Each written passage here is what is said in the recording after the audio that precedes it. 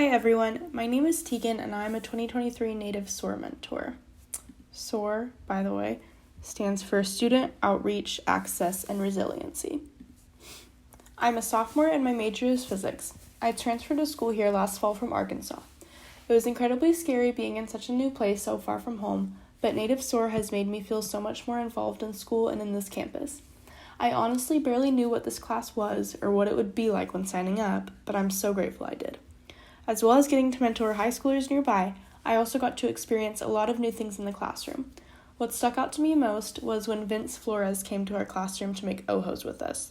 He brought his beads, the deer eyes, the string, and everything we needed and guided us through it.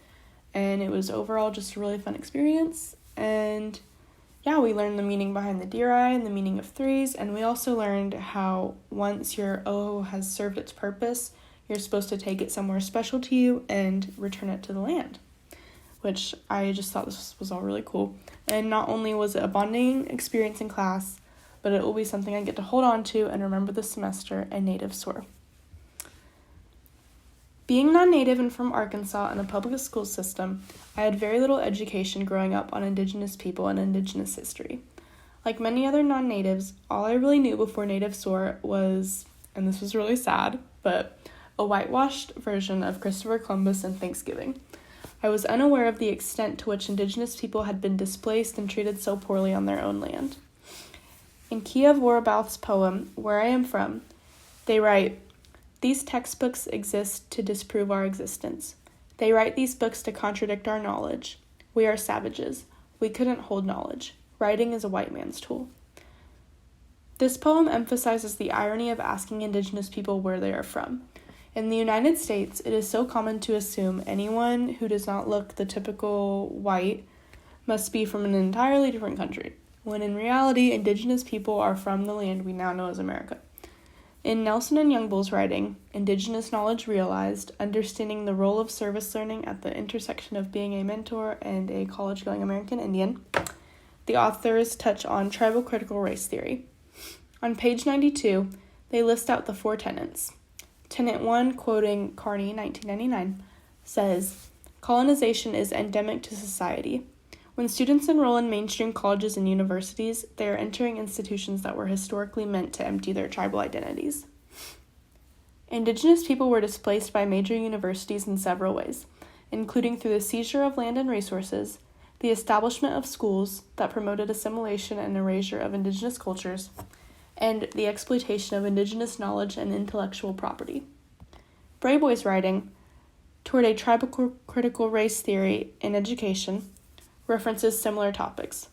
Something from Brayboy's article that stuck out to me was the comparison between, quote, scientifically based research and stories/oral knowledge.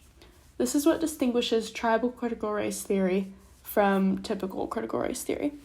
Typically, critical race theory is based more on, quote, science and data, but for Indigenous people, so much of their knowing is from stories and oral knowledge. And as Brayboy writes, stories are not separate from theory. They make up theory.